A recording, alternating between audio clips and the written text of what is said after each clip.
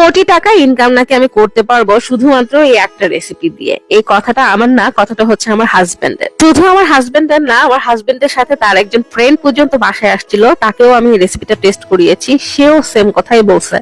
বলছে গ্রিন স্ট্রিটে নাকি আমি যে কোনো একটা দোকান নিয়ে সেই দোকানে ছোট্ট একটা দোকান নিলেই নাকি হবে, এবং সেখানে শুধুমাত্র এই একটা আইটেম যদি আমি পরোটা বা নান দিয়ে বিক্রি করি তাহলে নাকি আমি কোটি টাকার মালিক হয়ে যেতে পারবো। যাই হোক, আমার জামাইয়ের এসব আতলামি কথাবার্তা শুনে তো আমি খুশি হয়ে গেছি, কিন্তু আমার কোনো ইচ্ছা নাই কোটি টাকার মালিক এই অল্প বয়সে হয়ে যাওয়া। ঘটনার সূত্রপাত হচ্ছে আমার ভাইয়ের দ্বারা। তো আমার ভাইয়া বললো আমাকে ফোন করে যে বাংলাদেশের রেস্টুরেন্টে যে একটা নান বা পরোটার সাথে স্পাইসি চিকেন দেওয়া হয়, সেই স্পাইসি চিকেনটার প্লিজ রেসিপি দিও।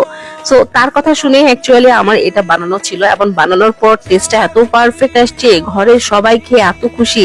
আজকাল মাহিন বলতে দুইবার চিন্তা করে না যে আমার রান্না আসলেই ভালো। সে মুখ ফুটে বারবারই এই কথা বলে যে